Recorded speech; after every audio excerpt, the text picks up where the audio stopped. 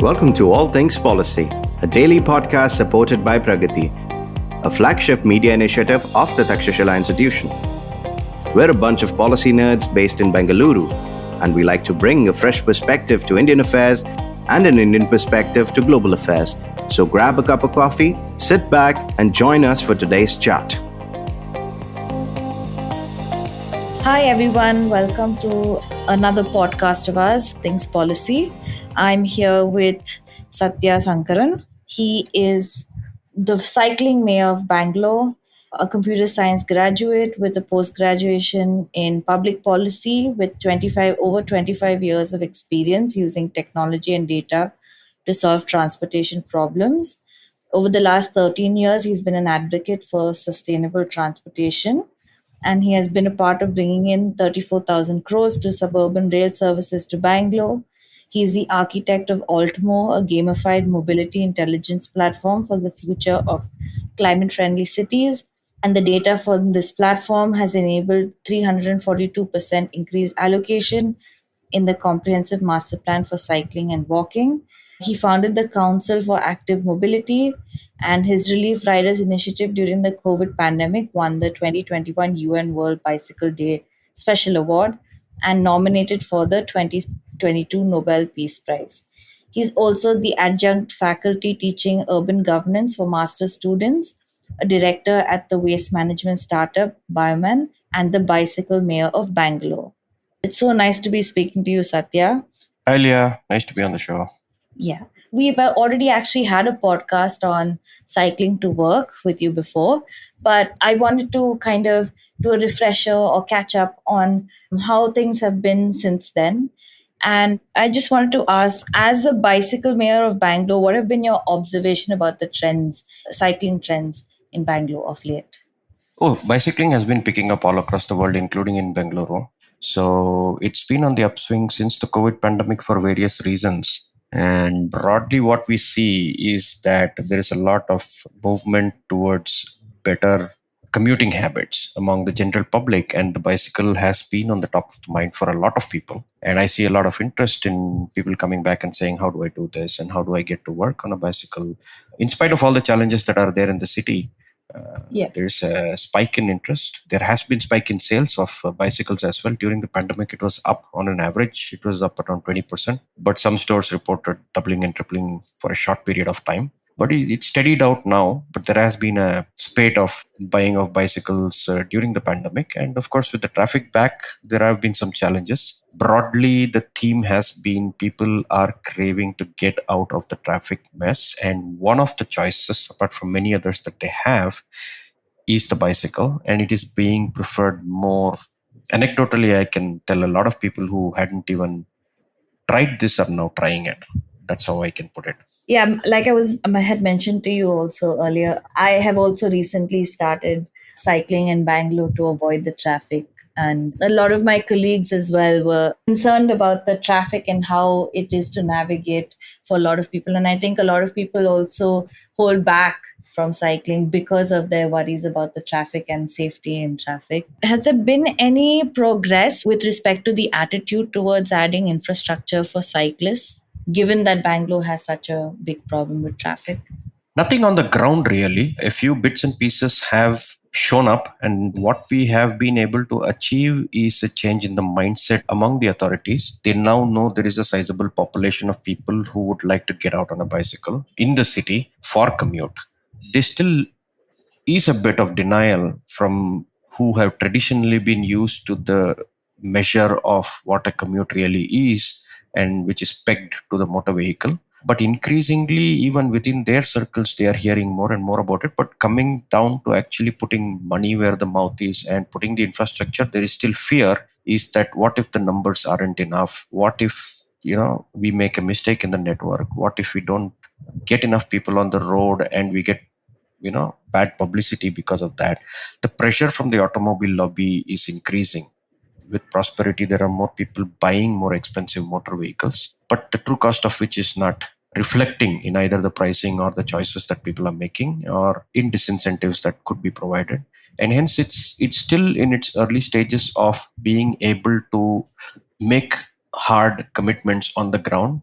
We are making progress at the framework level. The BMLTA bill was passed recently, and there is now an authority which can think differently if it does in the end. And but the executing authority, which is the city corporation, still hasn't made up its mind to put multitudes of bicycle tracks which are required to form complete networks. So I would say progress on the mindshare front is there. Progress on the adoption is also increasing, and it's just a matter of time before we start seeing the results on the ground, and we need to continue to push for that. The Yeah. safety is definitely the biggest reason, and the bicycle tracks are not going to come to your doorstep. They will be on corridors which can allow for that and which require you to have a bicycle track, right? So the safety thing is actually counterintuitive if you ask me. Decongestion of traffic is not going to happen. It is only about efficient allocation of the space in a way, or equitable allocation, whichever way you call it. In a way, you can move faster and better and provide priority of the existing spaces to vehicles and modes which can move the traffic more efficiently. It's just a reorganization of the existing space that needs to be done. Traffic, when its volumes and congestion that you see on the road in front of you, is actually safe. The reason is the traffic is not moving fast. Speed is the only enemy of safety. And when you're on a bicycle or you're a pedestrian, fast moving traffic can hurt you more than slow moving traffic can. And this has been scientifically proven. And it is also intuitive enough for you to know that if you're hit slower, you're not going to suffer as much of damage as if you're hit faster. Yeah. So the cycle track infrastructure that is going to come will come on the main roads, which are quite large and the traffic is moving faster, and that's where you need protection. On the minor roads, you can slow the traffic down and still be able to commingle with it and be able to get by on a bicycle. So it can be that you feel very claustrophobic when there are too many people around you honking you and trying to move too close to you. You may not have elbow room and it can be irritating, but Yeah. you're actually safer. Yeah. Because you are moving sometimes faster than the traffic. So congestion is a natural disincentive, and if only you got a little bit more like elbow room, you would move around a little more comfortably, but you're actually safer. It is when you go out in the morning on a free and empty road where you have a lot of elbow room, you think you're safer, but the motor vehicles are also moving faster, and a small mistake is all it takes to be unsafe and lead to fatalities. So while it is counterintuitive that there is a lot of traffic and you're feeling unsafe, you're actually safer in large amounts of traffic which is moving slower than you. Yeah, that's true.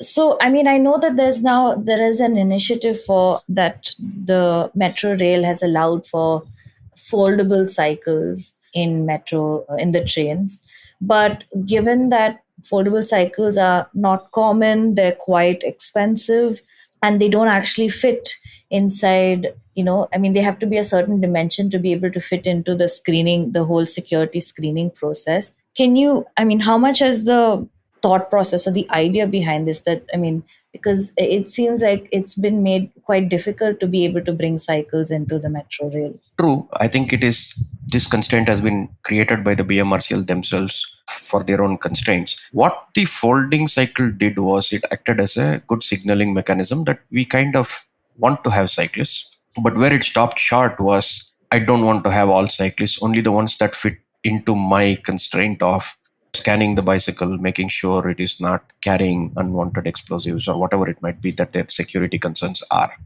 Now, between all the metros that have been built across the city, only in Delhi and Bangalore, they're hesitant about allowing bicycles into the metro. Many other cities have been able to allow full-fledged bicycles into the metro. We're seeing stories every day of people and kids and families taking bicycles on the metro. I think there were two constraints that the metro did face, which we have to acknowledge. Is one is they did have a security constraint, which seems to be disproportionately more for BMRCL than for the other metros who allowed. There is also the question that if this metro is going to be full, there's not going to be space for bicycles to be coming in. And I personally don't think all these metros have good enough infrastructure to carry a bicycle seamlessly. You need to flit between stairs and escalators and elevators, which are haphazardly available. So there are going to be challenges, and a folding is a good enough start for them to say, I welcome that. A mass solution, however, in any public transport is to use this as a last mile as much as possible. Use bicycles as shared mobility, allow bicycle parking in metro stations in large numbers, safe bicycle parking. So you can feel free to leave your bicycle and make sure that when you come back, it is still there. That I think is a larger goal of creating massive amounts of parking spaces in these mass transport places and encouraging shared bicycle services as a part of this. Okay, yeah. And but given that security also of being able to park the bicycles, I think that's also an issue. Do you think that the construction of a sort of system where through private participation, a construction of these security measures or like tracks or designated areas for cycling, do you think that will help in this situation? You mean in the metro station and public transport spaces? Yes, Or yes, yeah, yes. yeah. So they are already concessionaires who are operating these bicycle parking lots. And my conversation with the metro is there is no problem in allowing bicycle parking there. But it's one thing to say that, and it's another thing to actually create the facilities. All the parking lots are already managed by concessionaires, not necessarily by the metro themselves. Increasingly, metro is also having pressures on space around the metro because it is expensive in many places. The real estate is not cheap to come by, and that is all the more reason that they allow more efficient modes like shared mobility and bicycles to park because they take up less amount of space. The traditionally parking has always been associated with motor vehicles and cars, and the thinking around that is also like that. Whereas the bicycle can make do with lesser amount of parking space, and you can still get customers to create opportunities for solving the last mile by themselves, right? So I am in touch with parking operators. We are in fact coming out with a compendium on bicycle parking, its history and where it is going. Bicycle parking can be the next big thing. It can be done in many different ways. We've launched a campaign called Bicycle Friendly Businesses, and we want to aggregate a decentralized network of bicycle parking. For example, if you go to Indranagar and go to Toy, it already has a bicycle parking, right? So let's say there are 10 there. And around metro stations, if some businesses come up and say, hey, for green credits, I would like to offer some space for bicycle parking, 5 or 10 or whatever. You just keep aggregating this 10 among 500 and you have 5,000 parking lots across Bangalore, which can be offered. So we currently already have a sizable bunch of parking under BFB, the Bicycle Friendly Business Program, where all the bicycle dealers in stores across the town, almost 40 of them, have offered around 5 to 10 bicycle parking free for the public. That already creates a bunch of 400 different parking lots where you can park, and these are, some of them are close to public transport spots, some of them are close to commercial spaces, so you can always park there safely, walk around and come. So there is a beautiful way of aggregating individual bicycle parking and offer them up for the public. But this requires the businesses to think beyond just my customers should be allowed to park. I would like to offer it, even if it is for a fee, as long as I can ensure their safety. So it does need some legs. We are trying to chase that. If that does happen, you can aggregate a lot of bicycle parking and create that common stock that can be usable already, and then go ahead and look at public spaces and create more parking lots there. Yeah. Stay tuned to All Things Policy. We'll be right back after a short commercial break.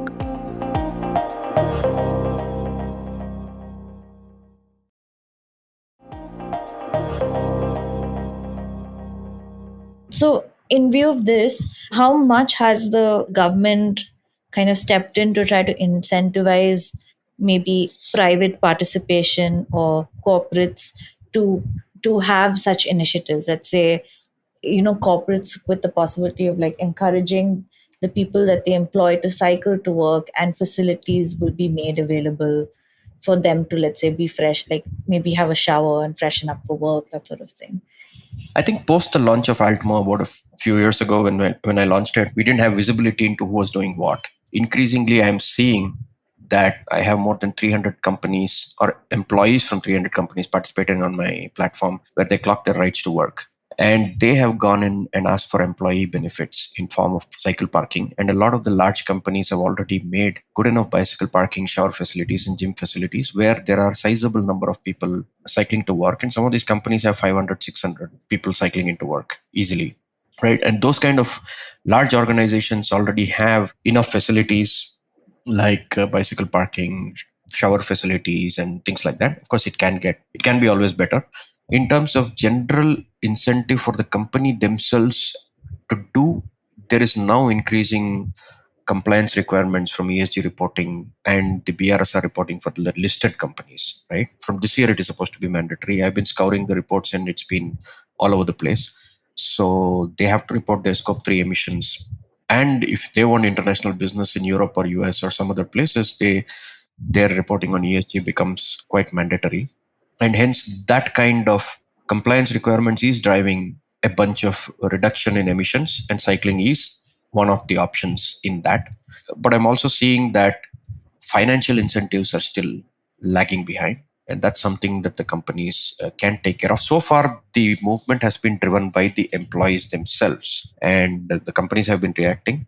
Over the last year, I've seen company representatives come in and ask questions about how can I formalize this. So now we're building tools that they can use to measure and manage employee commute on a bicycle or walk or EVs or anything like that, and use that to encourage more commute using the bicycle.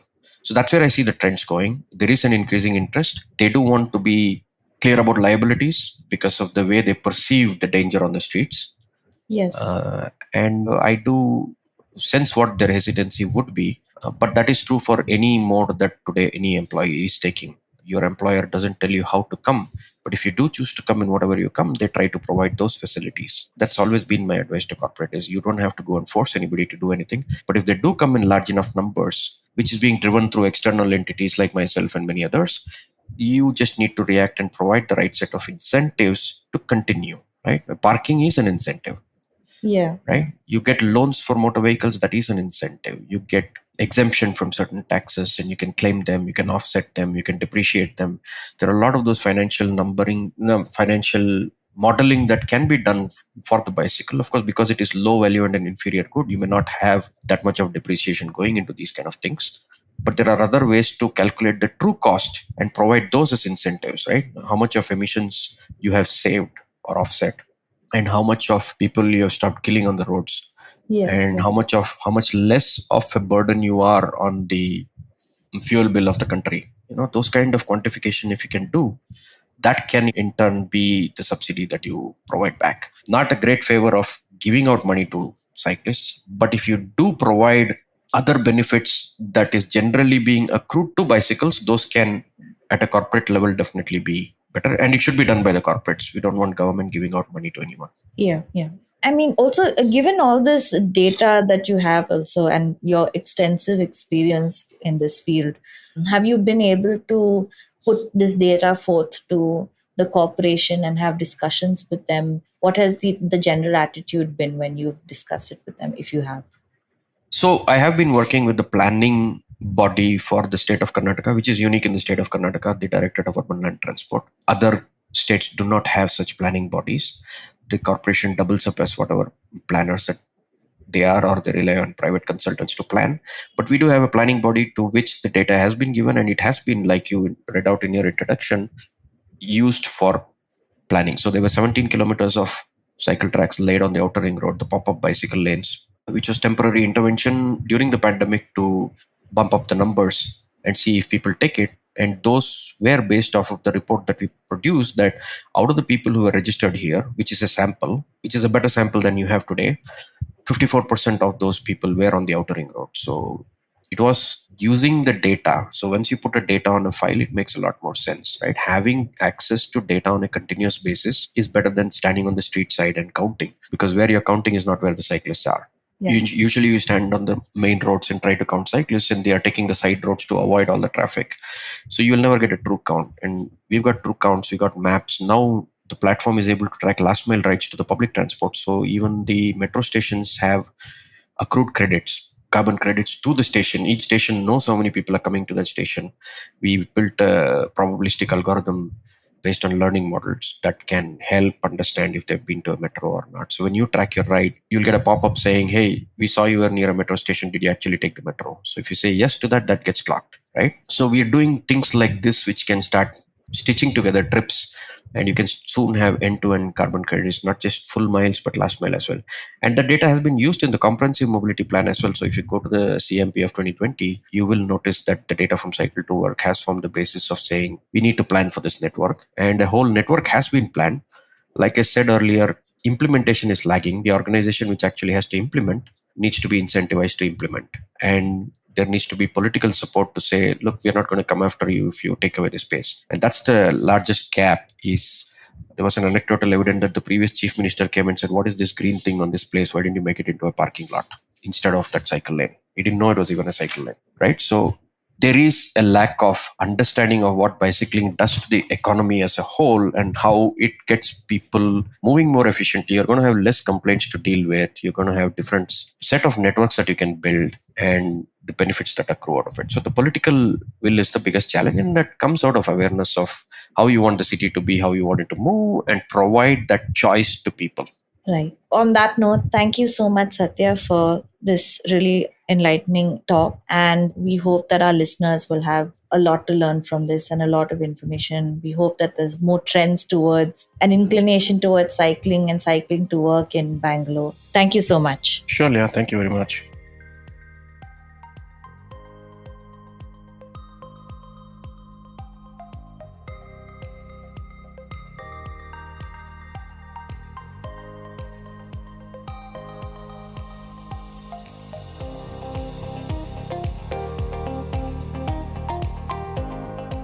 If you liked our show, don't forget to check out other interesting podcasts on the IVM network. You can tune into them on the IVM Podcast app, ivmpodcast.com, or wherever you listen to your podcasts. You can also follow IVM on social media. The handle is @IVM Podcasts on Twitter, Facebook, and Instagram. And hey, if you'd like to dive into Takshashila's research on technology, strategy, and economic affairs, check us out at our Twitter handle @Takshashila INST or our website takshashila.org.in.